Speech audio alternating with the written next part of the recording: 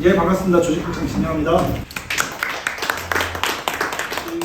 이제 지부에 요청받은 건 주제로 해본 적이 없는데 각각은 해봤죠. 각각은 해봤는데 묶어서 이렇게 해달라고 하셨고, 원래는 요것만으로도 그 별강으로 한 3강 정도를 따로 해야 하는 내용이거든요. 네, 근데 오늘 다 할 수 없다. 그 사전에 이제 미리 좀 양해를 구했고, 그 순차대로 하다가 중단하고 차기에 또 불러주시면 이어서 하는 걸로 그렇게 좀 그 말씀을 나눠서, 그러니까 오늘 주제는 이제 창구단이라 간부의 자세와 역할이라는 주제로 진행을 할 거고요. 창구단이라는 말을 한 번도 못 들어보신 분 혹시 있으세요? 아시죠? 그러니까 뭔지는 아실 것 같고, 그 창구단이라는 건 요것 때문에 합니다. 단체협약의 유효기간이 만료되면 새로운 단체협약을 체결해야 돼요. 근데 이게 2010년도에 법안이 이제 바뀌고 이래가지고, 예전에는 우리나라가 그냥 다 단수노조였어요. 근데 국제노동기구에서 복수노조를 권고했고, 그러면 한 사업장의 노동조합이 2개 이상이 되는 경우 어떻게 할 거냐.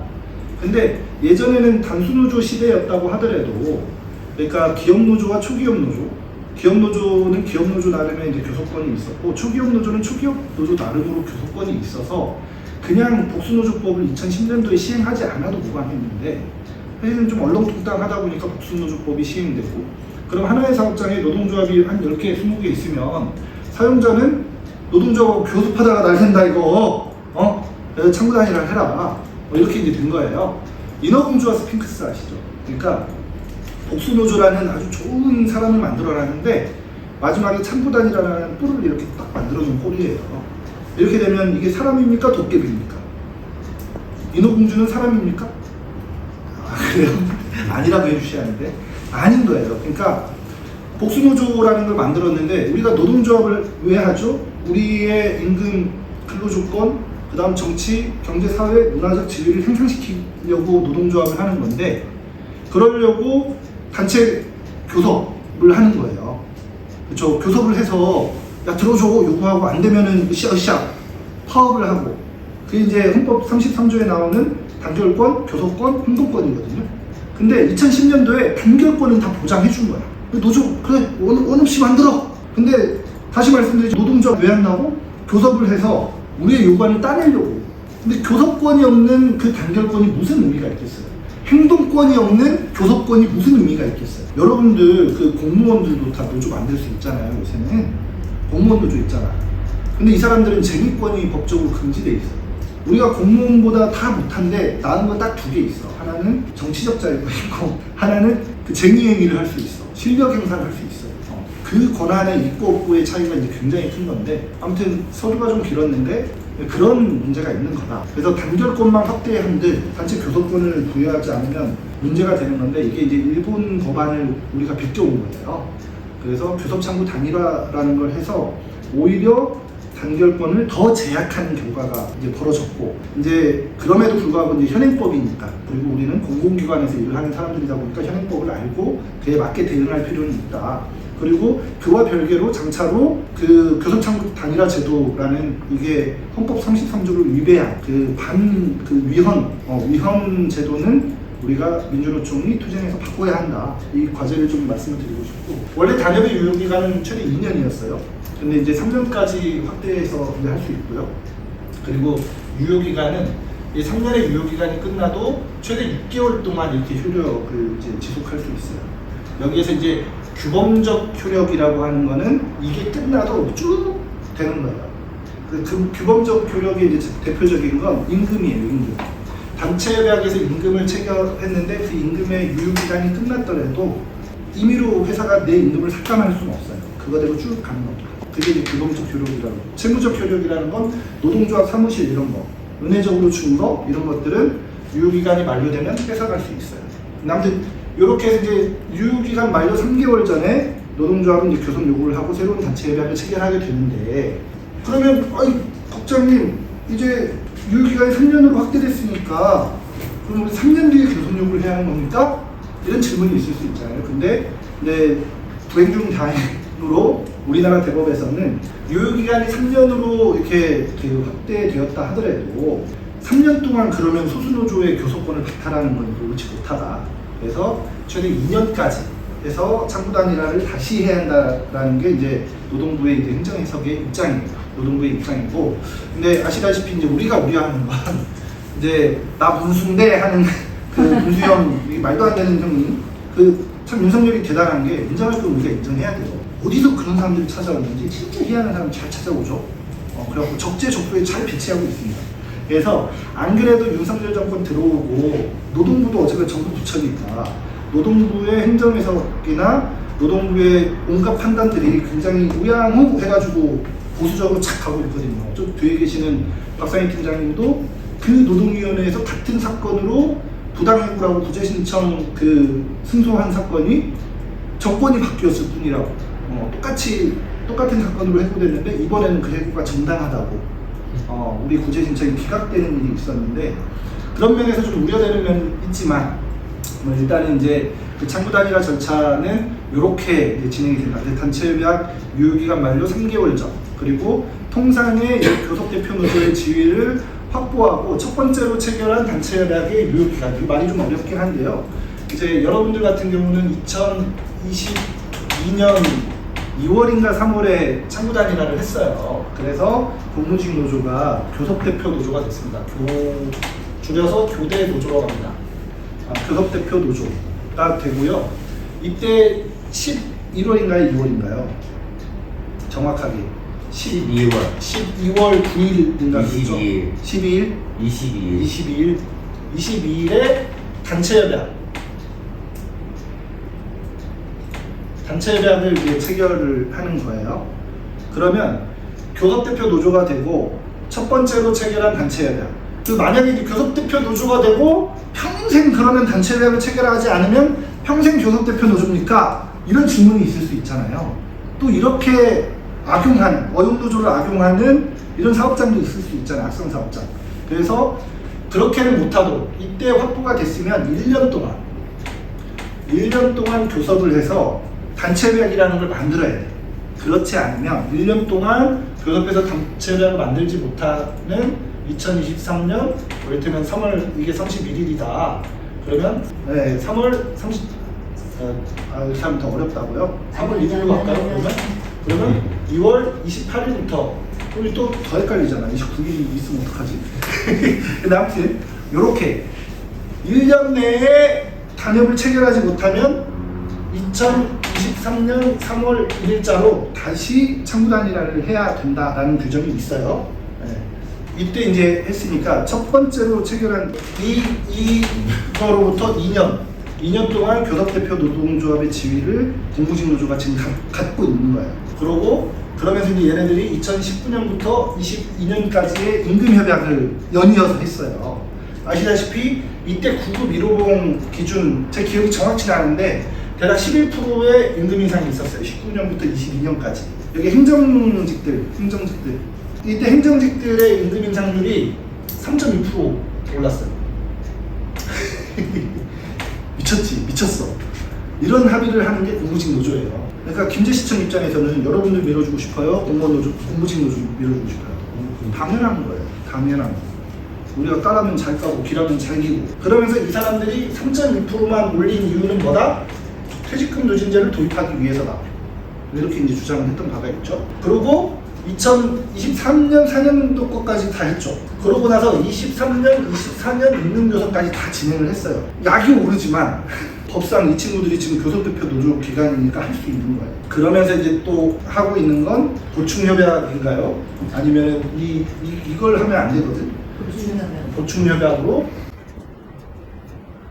퇴직금 누진제 관련한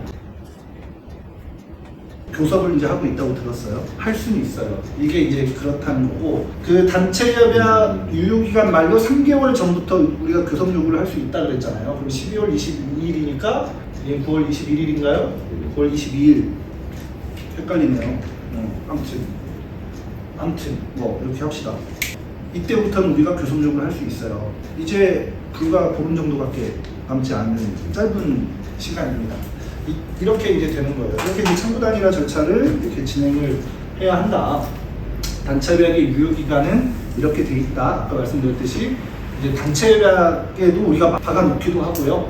그리고 이제 법령에도 있으니까 참고하시면 될 것 같고, 이제 복수노조 이제 교섭창구 단일화 절차가 이렇게 있습니다. 그 교섭 요구 단연 만료 3개월 전, 12월 22일이니까 3개월 전에 이제 9월 22일에 우리가 교섭 요구를 하면 되는 거죠. 9월 23일이겠네. 요구 날짜는 3개월 전입니다. 9월 23일 날 이제 요구를 하고, 그러면 지체 없이 사용자는 교섭 요구 사실에 대한 공고문을 7일 동안 게시를 해야 합니다. 그때 그 이노조, 저노조, 그노조, 개노조 할 것 없이 다 참가를 해야 돼요. 그렇게 해서 확정공고라고 해야 하는데, 이 확정공고가 중요합니다. 이제 확정공고, 이 확정공고는 쉽게 얘기하면 그 8일째 되는 날 이렇게 이해해도 돼요. 그러니까 내가 교섭 요구를 했어. 교섭 요구하면 7일 동안 공고하잖아요. 그러면 8일째 되는 날 교섭 요구 이제 참여 노조에 대한 확정 공고를 하는 거예요. 이 공고를 또 5일간 해야 돼요. 그러면 자, 이 중에 매일 이제 막 복수노조 상황에서 우리가 실제 2년 전에 그랬어요. 3년 전에 날마다 조합원 수가 바뀌어. 민주연합이 말이 좀 이상한데요. 뺏어오면 공무직 노조 애들이 뺏어가고, 또 우리가 쟤네들 조합원 막 이렇게 설득해가지고 다시 뺏어오면 얘네들 또 우리 조합원 설득해서 막 뺏어가고. 그러면 이 전 기간들 중에 어느 날짜를 기준으로 조합원 수를 산정할 거냐. 그래서 이 8일째 되는 날이 중요해요. 확정 공고날. 확정 공고날의 조합원 수가 0.5명이라도 많으면, 아니 국장님 1명이면 2명이지 왜 0.5명입니까? 왜 0.5명인지 아시나요? 양쪽 다. 와, 박수 부탁드립니다. 맞아요. 양쪽 다 가입돼 있으면 0.5, 0.5 이렇게 되는 거예요. 그래서 소수점도 가능하다. 그러니까 한 0.5명이라도 더 많은 쪽이 승자 독식 구조. 우리나라 개선하고 똑같잖아. 승자 독식 구조의 참고 단일화. 그런 내용이에요. 그런 내용. 그러니까 표로 보면 좀 어렵지만 해보면 어렵진 않죠. 그래서 사실 제일 중요한 건 교섭 참여노조 확정 공고일. 요 날까지가 가장 중요합니다. 다음은 그냥 진국장님 도와주세요 이러면 그냥 제가 알아서 다 해주는 절차들이에요. 몰라도 돼. 여기까지가 중요해. 그리고 그냥 저 절차가 중요한 게 아니라 실제 우리가 인원수가 많아야죠. 간혹 보면은 저까지급도 민주노조 한다고 저러고 있네 이런 막 마음이 들 때가 있어요. 노동자 하다 보면 그 저까지 것이 한 명이 있고 없고가 우리가 교섭 대표 노조로서의 지위를 유지하냐 그렇지 못하느냐의 결정적인 기로에 서기도 하는 거야. 그래서 이따 간부의 자세와 역할에 대해서도 말씀을 드릴 건데, 간부들은 가장 기본적인 덕목 중에 하나는 말 그대로 포용력이에요. 어머니가 우리 아이들을 이렇게 포용해주고, 우리 부모님들이 우리 그렇게 키워주셨듯이, 아휴, 저거 내가 배 아파서 낳는가 싶은 그지 같은 조합원들이 있더라도 품을 안아주고 해줘야 특히 지금 시점에서는 굉장히 중요한 때다. 너무 어려워요. 참고 단일화가 달력으로 만들어봤어요. 달력으로. 이런 친절한 주입국장이 어딨어. 이때 이제 교섭 요구를 해. 그러면 이제 바로 공고하면 좋은데 대부분 관공서는 그 다음날 공고하더라고요. 그래서 이제 이때 해요. 그러면 여기에서 보면은 이게 말장난 같지만 그게 말장난이 아니에요. 7일 간과 5일 간과 14일 이내와 5일 이내 이렇게 있잖아요. 간과 이내의 차이를 아는 사람 선물 드릴게요. 여기에서 제가 국어 사전적인 의미를 묻는 거 아니에요. 노동조합 법상에서 참고 단일화에서의 간과 이내의 차이가 뭐냐 이거야. 써있어. 근데 써있어. 보면 알아. 여기서도 써놨네. 간과 이내 구분. 근데 사실 원래대로 맞는 말이에요. 원래대로는. 그러니까 간은 네. 5일 동안 그것을 해야 되는 것이고, 네. 이내는 그 안에 어떠한 그 날짜 안에 뭐 결정을 하든 뭘 하든 그 안에 그게 맞죠. 그게 맞는데 7일 가는요 초일 불산이. 초일 불산이. 여러분들 관공서에 계시니까 알잖아. 첫날 안 넣는 거야. 안 넣고 하나 둘 셋 넷 다섯 여섯 일곱 5일 간도 첫날 안 넣어. 초일 불산임이라고. 1, 2, 3, 4, 5 이내는 넣어. 5일 이내 그러면 첫날도 넣어. 그러니까 말 그대로 이내니까. 간은 무조건 첫날 빼고, 그리고 그 관공서에 계시니까 더 잘 알잖아. 마지막 날이 휴일이면 어떡해? 그렇지. 그 다음 평일까지. 이게 중요한 거예요 생각보다. 그래서 기간 산정은 민법 적용한다. 그래서 노동법 공부하려면 민법 총론도 좀 알아야 돼요. 이런 거고. 그래서 이제 초일 불산일이고 만료 이후의 9일이면 이게 만료 이제 되는 거고. 이제 조합원 산정 기준. 제가 아까 말한 몇 일째 되는 날? 8일째. 그렇죠. 8일째 되는 날. 좋은 조합원이네요. 박수 한번. 이거요. 네. 그 이제 첫 번째 단역 체결일로부터 굉장히 어려운 말들인데 아까 쭉 설명을 해드렸어요. 2년 동안 교섭대표 노조의 지위를 갖는다. 만약에 이 친구들이 단체벽부터 체결하지 않고 이 말도 안 되는 이 임금협부터 체결했으면요, 이 체결한 날 바로 다시 창구단일화를 했어야 됐어요. 소급 적용의 의미가 그겁니다. 이거 2019년부터 소급 적용한 거잖아요. 그럼 2019년 1월 1일부터 2년간이니까 2021년 그 1월이 그 만료가 됩니다. 그래서 창구단일을 다시 해야 하는 상황이 됐던 건데 이 친구들이 그렇게까지는 안 했더라고요. 그 1년간 단역 체결 못하면 지위가 상실된다. 그래서 창구단일화를 다시 하게 된다. 그리고 단수노조의 경우, 근데 여러분들은 이제 복수노조라 상관이 없는데 만약에 우리 사업장에 공무직 노조가 없고 우리만 있었어. 우리가 교섭을 한참 하고 있어. 근데 한참 하고 있고 정정합이 돼서 내일 도장을 딱 찍으려고 했는데 새로운 노조가 딱 생겨갖고 교섭 요구를 해. 그러면 말장 무효. 처음부터 다시 창구단일화를 하게 된다라는 내용입니다. 이렇게 이제 창구단일화 절차는 이어지는 거고요. 그 교섭대표 노조의 지위 확보를 위해서 이제 여러분들이 어떤 면에서는 이게 지금 가장 발등에 이제 떨어지는 중요한 부분인데 이게 되게 중요해요. 근로자 과반으로 조직된 노동조합이 있냐 없냐는 되게 중요하고요. 왜 사람 수 이렇게 고상하게 말하면 좀 안 하다라서 쪽수 이런 말만 있어요. 쪽수가 많은 노동조합. 단결력이 좋아야지만 쪽수도 많아야 돼요. 여기에서 말하는 쪽수는 비율입니다. 전체 직원 100명 중에 50명이 많은가, 전체 직원 30명 중에 25명이 많은가. 그러니까 절대적인 숫자치로는 50명이 당연히 많죠. 근데 100명 중에 50은 과반이 아니에요. 근데 30명 중에 25명은 과반을 떠나서 굉장히 압도적이죠. 이 쪽수의 의미는 비율이에요. 그래서 비율이 이제 높은 게 중요하고요. 이렇게 되면 이제 근로기준법상, 노동조합법상 각종 권한을 노동조합이 다 누리게 돼요. 말씀드렸듯이 과반수로 조직된 노동조합이 없으면 0.5명이라도 많은 노동조합이 이제 과반수 노동조합이고, 그 근로자 과반으로 조직된 노동조합과 과반수 노동조합은 같은 말 같지만 전혀 다른 개념입니다.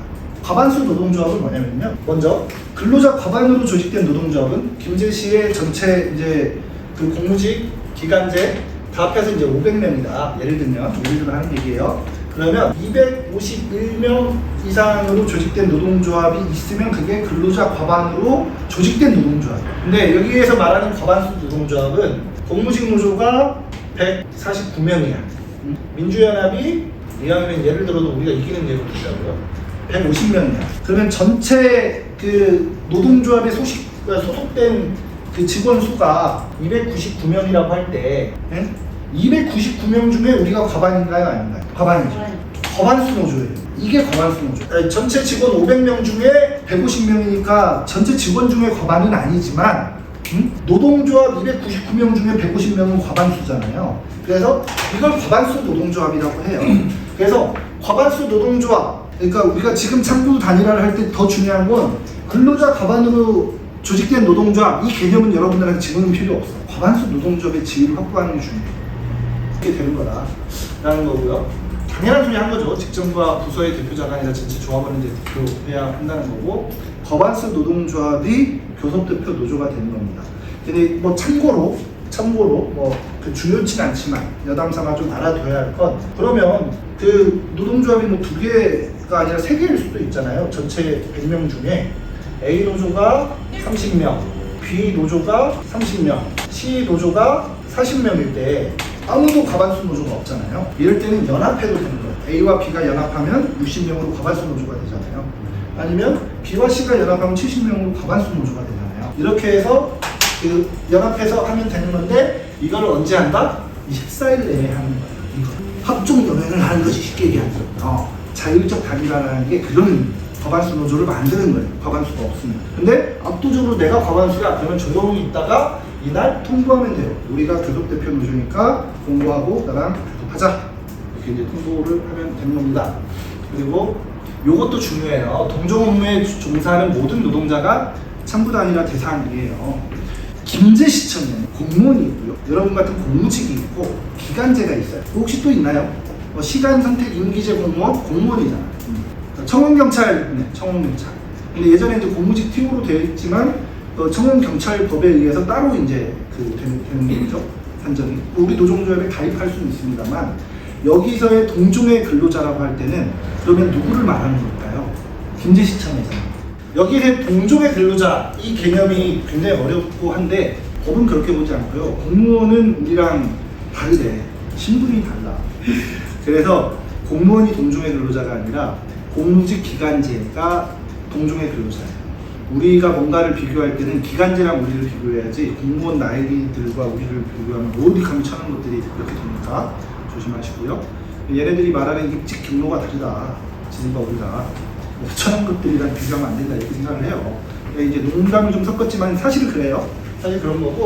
그래서 만약에 여기서도 이제 또 중요한 게 제가 이제 이거 전남지방노동위원회 실제 그 과반수 노조 이의 신청 그 신문회의에 참석해서 그 다퉜던 내용이기도 해요. 실제 이런 주장이 있어요. 그러니까 자 전체 공무직 500명이야. 기간제 500명이야. 그리고 전체 1000명이라 이거예요. A노조는 공무직 100명 조직했고 기간제로 500명 조직했어. 그래서 전체 600명이야. B노조는 공무직 200명 조직했어요. 그리고 기간제는 없어. 그래서 전체 200명이야. 근데 A, B 노조 당사자들이 그 사적으로 만나갖고 야 우리 이번에 창구단이라 할 때 기간제는 빼고 공무직 수로만 하게 이렇게 했던 거예요. 근데 A가 약속을 어기고 공무직 수로 우리가 쪽수가 안 될 것 같은데? 이렇게 해가지고 만약에 기간제를 이렇게 모집해서 600명 대 200명으로 우리가 과반수 노조다 라고 이제 통보를 했을 때 이게 유효하냐의 문제예요. 결론적으로 이게 유효하다는 거예요. 공무직끼리로만 하게 라는 약속을 했다 하더라도 기간제는 동종의 근로자냐 아니냐 했을 때 동종의 근로자로 보는 거예요, 법이. 그럴 때는 같이 창구단이라 해라 이거야. 그럼 여러분들은 어떻게 해야 한다고? 같이 해야 한다고. 지금은 사실상 여러분들도 그렇고 저쪽 노조는 명칭부터가 공무직 노조잖아요. 전반에 그거 갖고 우리가 다퉜어. 아, 이 사람들은 명칭부터가 공무직 노조고 그 규약의 조직 대상 자체가 공무직인데 기관들을 조직하는 것 자체가 이거 자기들 규약 위반이라 이거 불법 아니냐 라고 주장을 했습니다만 그렇다 하더라도 그러한 사정이 있다고 보여지긴 하나 이거를 본인들이 규약을 개정한다 하고 그러고 받았다 하는데 동종의 근로자가 아니라고 판단할 수 없어서 우린 동종의 근로자로 본다 라는 게 이번에 전북진노위 2년여 전에 3년 전에 전북진노위의 판단이었어요. 그래서 아시다시피 당시의 공무직 수는 우리가 더 많았어요. 민주연합이. 근데 기간제 수가 거기가 많았다고. 전 이제 부지부장님 그 이정훈 부지부장님 말씀을 들어보니까 이제 그 행정의 흐름 자체가 1월 달에는 사무직렬의 그 기간제들을 많이 뽑는 기간이고 그 3, 4월 이제 봄이 되면 그 현업에 계시는 그 기간제들을 많이 뽑는 기간이래. 되게 웃기게도 우리가 민주연합은 현업에 좀 많으시고 공무직 노조는 행정직 쪽에 좀 많잖아요. 그러니까 행정직 쪽에 이제 3개월짜리 막 그 공문근로나 이런 분들 들어오면 언니 나 이름 좀 빌려줘 이렇게 했다는 거예요. 그렇다 하더라도 3개월 이름 빌려주고 한참 막 그때 창구단이라 문제 때문에 진호위 가고 중노위까지 가가지고 그때 막 봄에 아마 그 갔다 온 것 같아요. 그때 이미 그 사람들은 없어. 퇴직해가지고 공무원로 기간 끝나서. 근데 아까도 말했지만 이 8번째 8일째 되는 날 8일째 되는 날 당시에 조합원이냐 아니냐가 중요한 거야. 그래서 공무직 노조가 교섭권을 갖고 갔던 거잖아요. 교섭할 능력도 없고 투쟁할 능력도 없는 애들이 이런 짠물은 좋았지. 잔머리 잘 굴리는 거예요. 잘한 거예요. 그러면 우리도 같이 잔머리를 굴리자. 이게 오늘 교육의 결론인가? 우리는 잔머리 하면 안 되죠. 우리는 정도를 걸어야죠. 원칙적으로 해야잖아요. 그래서 우리는 그 원칙적으로 교섭권을 되찾아오기 위해서 그 여기 김제시에서 근무하시는 그 노동자들을 적극적으로 좀 조직을 해야 한다. 이게 이제 우리의 과제가 있다. 교섭단이 이제 분리 신청이나 이런 건 그 나중에 기회가 되면 좀 더 이제 말씀을 드릴게요. 일단 여기까지 하고 나서 필요한 현안 문제가 있는 것 같아서 우리도 그래서 이제 간부 교육도 하시고 창구단이라 절차에 대해서 교육도 하는데 공무직 노조 애들은 주로 저런 쪽으로 잔머리가 이제 발달한 것 같아요. 퇴직금 누진제 150%를 적용을 하는 건데 이제 지금 보충 교섭을 이제 한다는 거고 얘네들이 이제 이것에 대해서 우리한테 의견을 물어봤대요. 그 지금 현재는 환경위험만 이제 10년 이상 그 근속자들한테 그 150%를 지급하잖아요. 근데 이거를 이제 행정직까지 확대하겠다.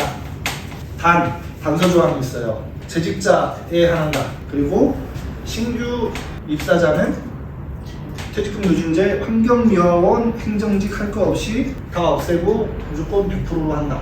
저쪽에서 이걸 받고 싶다 이거예요. 우리는 이거 받으면 되나요? 안 되나요? 왜 안 되나요? 민주노조 정신 뭐 이런 거 필요 없는 거야. 그래? 뭐 나한테 준다는데. 정치, 경제적 지위도 되게 중요해요. 나만 아니면 돼! 강호동이 말하는 그 복불복?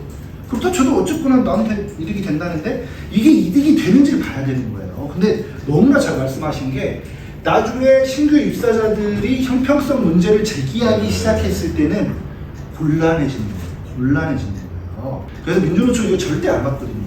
이 단서조항이 문제인 거예요. 단서조항. 퇴직전에 하는가. 그러면 지금 이제 50대 형님들 은퇴하시고 이제 20, 30대 새롭게 직원들이 들어와. 그러면 조만간 이제 한 10년쯤 지나면 이제 퇴직금 누진제 적용 대상과 그렇지 않은 대상이 반반쯤 될 거예요. 근데 이 친구들이 본인들이 이제 인원이 더 많으면 야 이거 역차별 아니냐. 저 사람들은 누진제 있고 우리는 없고 동일노동 동일임금인데 저 사람들도 없애라. 그 사람들이 이렇게 주장했을 때 이거 여러분들이 어떻게 할 겁니까? 어떻게 감당할 겁니까? 그리고 아까 저는 우리 사무장님이 좀 더 근본적인 말씀도 해주셨다 생각하는데 후배를 보기 부끄럽지도 않네요. 우리가 더 나은 사회를 물려주기 위해서 뭐 혁명도 하고 한전도 하고 2016년, 17년에 촛불도 들고 특히 여기는 그 뭐 김제, 정읍 이런 데는 동학 항쟁의 그 고장이잖아요. 그러니까 내 퇴직금 누진제 받자고 후배들을 희생시키고 환경미화원들 그냥 놔두면 신규 입사자들 계속 받는 건데 두 가지예요. 두 가지. 예전에는 뭐 지금은 이제 공무원 연금이 많이 계약돼서 공무원들도 이제 그 연금이 힘들다고는 하는데 근데 예전에 굉장히 좋았어요. 근데 우리는 안 그래도 현업에서 고생하는데 나중에 폐지 죽고 다녀야 돼. 그러니까 상용직으로 불렸을 때 얘기죠. 예전에 그때 그래가지고 환경미화원들 그 10년 이상 장기 근속자를 퇴직금 누진제 그 시행하자. 그러니까 저임금 구조 그로 인한 노인 빈곤을 해소하기 위해서 퇴직금 누진제를 도입한 거예요. 그런 취지라고 하면 미안하지만 환경미화원은 그 일련의 과정에서 여러분들이 잘하는 것도 있지만 사실상 공무직 사회에서 이미 기득권이 됐어. 웬만한 지자체의 6급 계장, 5급 과장급 정도의 임금 수준으로 받는 데들도 있고 조금 낮으면 이제 뭐 7급 정도의 임금을 받는다. 그럼에도 불구하고 그 연금제도가 잘 되어 있지 않으니까 퇴직금 누진제를 도입한 거라면 그보다 더 열악한 행정직들은 당연히 퇴직금 누진제 도입해야죠. 그리고 공무직 노조가 이야기했듯이 구급 1호봉 11% 올릴 때 3.2% 올린 이유가 퇴직금 누진제 도입하기 위해서라면서요. 근데 아시다시피 퇴직금 누진제 굉장히 많아 보이지만 미안하지만 한 10만원짜리 수당 만들어 놓잖아요. 그거나 그 전문용어로 똔똔이에요. 근데 뭐 금액적으로 계산이 지금 당장 암산으로 되진 않지만 8%의 임금 차이 몇 년 동안 그리고 베이스 자체가 8%가 낮게 시작하는 이 조건을 양보하면서 퇴직금 누진제를 따내는 것도 아니죠. 이거야말로 민심의 앞이다. 이건 민주연합은 받을 수 없다. 그래가지고 아까 이제 여러분들 다 모이시기 전에 지부장님하고 이제 사무장님 모시고 같이 잠깐 회의를 했는데 밀실 야합 중단하고 조건 없는 이걸로 공무직들 노동활동 유발하려고 하는 거 아니에요. 그렇잖아요. 그렇게 하지 말고 원칙적으로 퇴직금 누진제 150%다 시행해라. 그럼 되는 거다. 예산이 없다, 재정이 없다. 그 예산 만들려고 3.2% 올렸잖아. 그렇잖아요. 네. 그렇게 이제 가야 한다는 거고 그럼에도 불구하고 이 친구들이 이 시점에 저걸 왜 했냐가 중요한 거예요. 제가 이제 영어 선생님이 계셔서 이런 게 난 너무 힘들더라. 전문가 앞에서 이렇게 문자를 써요. 근데 이걸 원어로 해줘야 돼. Don't think of an elephant라는 책이 있어요. 우리말로 번역하면 코끼리는 생각하지 말. 2008년 미 대선 즈음에서 굉장히 잘 팔렸던 책인데 그때 당시에 미국의 이슈는 감세예요. 감세. 세금을 깎아주는 거. 근데 그 감세 정책의 핵심은 공화당. 공화당의 상징이 코끼리거든요. 그러니까 코끼리는 생각하지 마. 근데 사람들이 그 논리 구조에 갇히는 거야. 자, 세금 이슈에 대해서 어떻게 생각합니까? 이게 민주당 애들한테 물어보는 거야. 참고로 전 민주당 편 아니에요. 그렇다고 공화당 편도 아니에요. 트럼프 바이든 다 싫어해. 이렇게 했을 때 그럼 민주당 애들은 뭐라고 대답해야 돼? 아닙니다. 공화당의 정책을 반대해야 하니까 진영 논리로 저는 세금을 올리겠습니다. 이러면 서민들이 이 사람 찍어주겠어? 안 찍어주겠어? 안 찍어주지. 근데 그 민주당 애들이 그 프레임에 갇혀가지고 이러고 있다는 거예요. 그러면서 프레임 그 전쟁이다. 현대전은 막 이런 얘기를 하는 거예요. 그 책을 예전에 어렸을 때 굉장히 인상 깊게 봤는데 미안하지만 여러분들이 그 프레임 논쟁에서 지금 지고 있는 거야. 돌돌 말리고 있는 거야. 얘네들은 지금 이거를 우리한테 딱 던진 거예요. 그리고 아까 제가 지금한테 여쭤봤어요. 쟤는 우리한테 왜 물어본대요? 합의를 위해서 물어봤겠죠. 아니, 그게 아니에요. 잘 되면 내 탓, 안 되면 민주연합 탓 이렇게 돌리려고 물어본 거거든. 저걸 그러면 우리가 반대한다고 해서 뭐 안 되는 거야? 제 말이에요. 본질적인 얘기 너무 잘해주셨어요. 그럼 우리가 찬성하면 하고 반대하면 안 할 거야? 그게 아니라는 거예요. 제가 그래서 어저께 네. 저는 뭐 잘 모르지만 지부장님 간다길래 안영주 씨 내 얼굴 모르고 해서 한번 따라가봤어요. 이거 뭐 알지 모르지만 하더니 그 얘기를 하시길래 그럼 우리가 안영주 지부장한테 그랬어요. 우리가 뭐 이거 반대요 뭐 따방나는 거냐고. 그것도 아니래요. 네. 말씀 잘해주셨습니다. 그러니까 3.2% 아니 좋네. 3.2% 올릴 때 그럼 우리 허락받고 올렸냐고. 말도 없이 기술적으로 인상했던 애들이 지금에서 이거 왜 물어보고 있냐 이거예요. 여론을 만들고 싶은 거예요. 아까 말씀드린 코끼리는 생각하지 마. 감세냐 증세냐. 감세냐 증세냐가 아니거든요. 본질에서 그때 당시 공화당 애들은 부자 감세를 얘기했어요. 우리 국민의힘 애들처럼. 부자 감세야. 부자 감세는 곧 서민 증세예요. 근데 세금 얘기로 하는 순간 이게 돌돌돌돌 말리는 거야. 그러면서 그 책에서 하는 얘기는 그냥 니들이 하고 싶은 복지 정책에 대한 니들의 정책 얘기를 하면 된다. 이 얘기거든요. 우리도 그러는 거예요. 우리도 이 퇴직금 누진제를 받을래 말래가 아니라 그럼 민주연합 니들이 생각하는 니들의 정책은 뭔데 이걸 얘기할 필요가 있는 거야.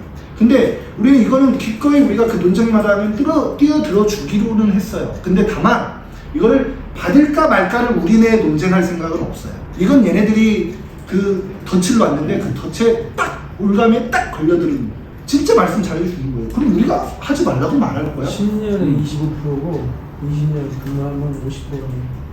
그것도 10년부터 20년까지 25%. 네. 그것도 또 단계 적용하는 거구나. 네. 그걸 왜 받아요? 그쵸. 그걸 왜 받아? 그래서 저쪽 위원장이 왔는데 뭐 우리 막 설득하려고 그러더라고요. 그래서 내가 좀 지부장님한테 무례를 범했지. 배지부장님 이게 다 끝났으면 우리 간다.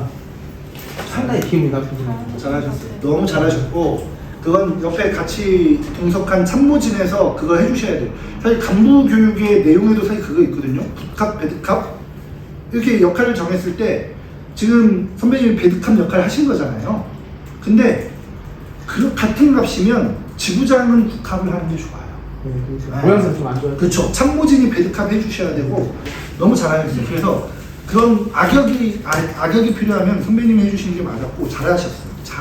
너무 잘하셨고 쟤네들이 이렇게 하는 건 이게 리스크가 있는 거예요. 리스크가 있는데 성과가 아니라고 말할 수도 없는 거야. 맞잖아요. 그렇다면 내후년에 퇴직하는 분들한테 내가 지금 59이야. 근데 근속이 20년이 넘었어. 그 사람한테 이거는 굉장히 매력적인 카드잖아. 이런 사람들한테.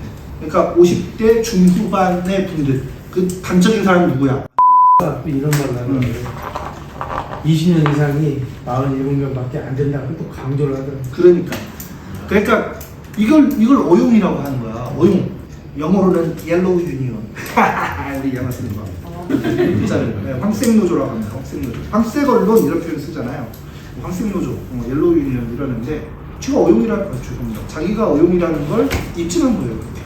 47명밖에 예산 별로 수반 안 된다. 그리고 지금 이제 현업에 있던 특히 이 시골 지역, 농촌 지역은 젊은 애들 인구 유출이 너무 심해서 공무직으로 신규 입사자들도 평균 연령이 40대야. 그런 사람들이 되게 많아요. 그러면 이 사람들 썩 빠지게 근무해도 20년 근속을 못 채우고 그 은퇴하는 경우가 많다고. 그래서 단계 지정을 했구만. 우리 민주연합 강원 같은 데는 어떻게 하냐면요, 10년 이상 장기 근속을 7년으로 줄인 데도 많고요, 심지어 5년 이상 근무하면 퇴직금 누진제 150%로 줄인 데도 있어요. 그렇게 나아가는 게 민주노조의 지향과 방향이지, 오히려 우리가 있는 권한을 지금 포기하는 거잖아요. 환경미화원들부터 해가지고 이걸 우리가 어떻게 보냐. 근데 저들이 우리한테 3.2% 올릴 때는 상의하지 않았는데 이건 상의하는 이유는, 이게 딱 보면 좋은 면도 있지만 나쁜 면도 있거든요. 이들도 제가 볼 땐 여론을 가늠하기가 어려울 것 같아. 사람들이 어떻게 생각할지. 근데 사람들이 반응이 좋다 싶으면 자기들이 교섭권을 갖고 있는 노조니까 야, 이거 우리가 합의했잖아. 그리고 아까 말했지만 9월 며칠 날 이제 청구단이라 해야잖아. 야, 우리 공무직 노조 이렇게 힘 있어. 그러니까 너네 우리 믿고 와. 민주노총 예전에 한 게 뭐 있어.